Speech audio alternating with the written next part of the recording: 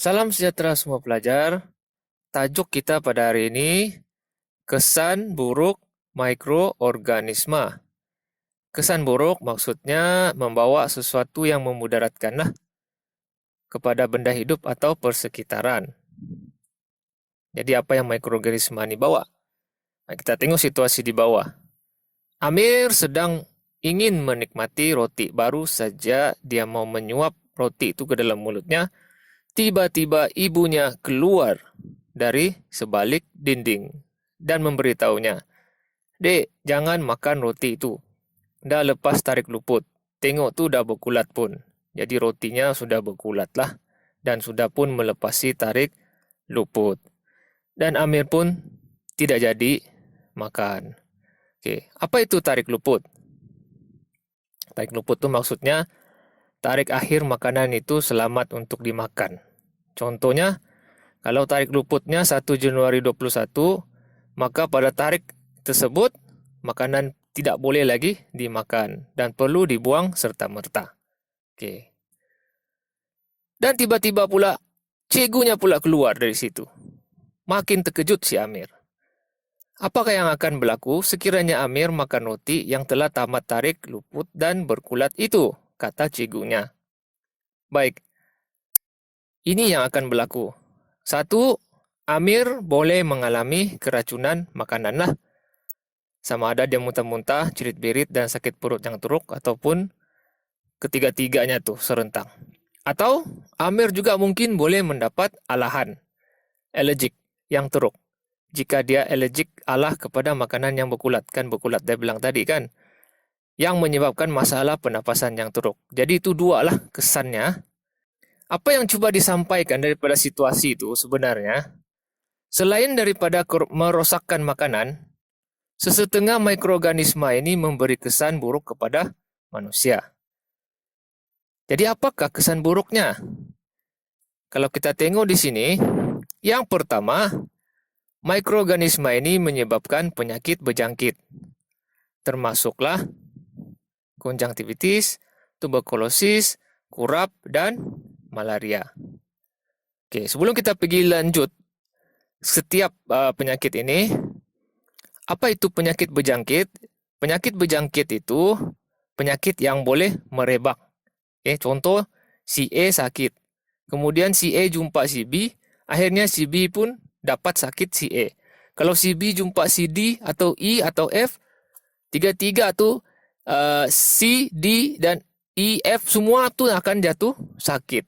Yang sama seperti si A. Itu maksudnya penyakit berjangkit. Konjungtivitis. Mari kita tengok maklumatnya.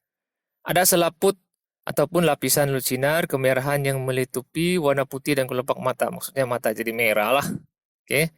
Puncanya mikroorganisma jenis bakteria atau virus. Dan disebarkan oleh sentuhan lah. Katakan kita sentuh mata kita, kemudian kita bersentuhan dengan kawan kita sentuh pula matanya, maka dia akan terjangkit. Tuberkulosis. Ini pula adalah juga dikenali sebagai batuk kering, batuk yang berpanjangan. Ini menyerang paru-paru manusia lah. Daripada paru-paru itu dia boleh merebak ke seluruh organ tubuh manusia. Mikroorganisma yang menyebabkannya ialah bakteria lah. Oke, bagaimana dia tersebar?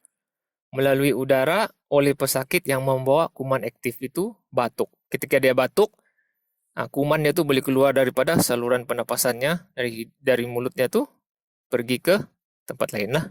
Tuberkulosis ini berbahaya kerana boleh membawa maut lah jika tidak dirawat. Kurap adalah sejenis penyakit kulit, juga dikenali sebagai ringworm. Tidak ada kaitan dengan cacing, nama saja ringworm lah. Apa yang berlaku? Kulit itu mempunyai plak ataupun ruam, kemerah-merahan dan bersisik lah. Kadang-kadang ada bintik-bintik merah atau bisul-bisul halus. Mikroorganisma penyebabnya ialah fungi. Dan dia disebarkan melalui sentuhan atau berkongsi barang peribadi. Contohnya, kita berkongsi tuala atau berkongsi pakaian dengan adik-beradik, atau wali keluarga kita, ataupun kasut lah dengan kawan-kawan kita yang mempunyai penyakit tersebut lah. Malaria pula, kita menggigit, demam, sakit kepala, sakit otot, loya, muntah, anemia, dan sebagainya lah. Menyebabkan apa nih? kegagalan fungsi hati dan buah pinggang, kemusnahan sel darah merah, anemia, jangkitan kuman di lapisan otak, dan limpa pecah. Mikroorganisma penyebab ialah protozoa. Ia boleh dijangkiti melalui gigitan nyamuk Anopheles, nyamuk tiruk itu. Penyakit ini boleh membawa maut jika tidak dirawat. Okey. Selepas itu, di sini difikir sejenak nih. Jadi itu saja 4 penerangan tentang penyakit berjangkit yang disebabkan oleh mikroorganisma lah. Seterusnya, fikir sejenak, apakah penyakit yang disebabkan oleh virus?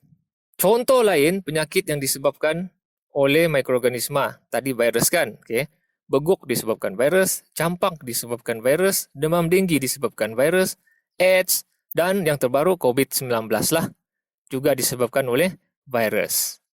Mengapakah penyakit ini sukar diubati? Okey, cikgu bagi contoh lah.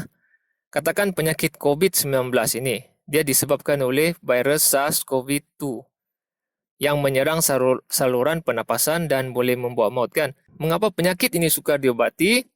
Kerana virus ini hidup di antara sel-sel manusia. Jika virus ini dibunuh, maka sel-sel manusia juga akan ikut mati. Okey, seterusnya, yang kedua, mikroorganisma juga merosakkan makanan dan menyebabkan perubahan tekstur, rupa, bau dan rasa. Kalau kita tengok di gambar ini kan, pelajar ni tutup hidung. Bila dia buka saja, kotak yang berisi makanan itulah. Maksudnya mikroorganisma ini menyebabkan makanan rosak. Apa maksudnya? Makanan itu tidak boleh lagi dimakan ataupun tidak boleh digunakan lagi lah. Dan menyebabkan perubahan tekstur. Okay. Contoh, susu kan dia cair. Jadi kalau minuman susu yang rosak tu, dia akan bertukar berketul-ketul. Itu perubahan tekstur dia lah. Rupa pula contohnya, buah oren kan, warna oren. Bila dia dirosakkan oleh mikroorganisma, dia akan bertukar kelabu kehitaman lah. Maksudnya sudah ada kulat di situ kan. Sayur pun begitu. Sayur hijau yang segar tu berwarna hijau lah kan. Kemudian bila dia sudah dirosakkan, dia akan berwarna kekuningan lah. Bau pula, contohnya ikan. Ikan yang segar dia tidak berbau busuk lah. Apabila dia sudah rosak, akan berbau busuk. Rasa pula, contoh, susu tidak berasa masam. Tapi apabila sudah rosak, minuman susu itu akan berasa masam. Jadi itulah perubahan yang disebabkan oleh mikroorganisma ke atas makanan kita lah. 2 jenis mikroorganisma yang selalu merosakkan makanan ialah jenis fungi dan bakteria. Apa kesannya mikroorganisma ini merosakkan makanan kepada kita? Okey, ada 2. 1, makanan tidak akan tahan lama lagi jika tidak disimpan dengan cara yang betul. Makanan yang kita masak, yang kita beli itu akan rosak dengan cepatlah akibat tindakan bakteria ni dan fungi inilah. Satu lagi kesannya, makanan yang rosak ini tidak selamat lagi untuk dimakan. Kita boleh kena keracunan makanan. Kesan buruk yang ketiga, perebutan gigi.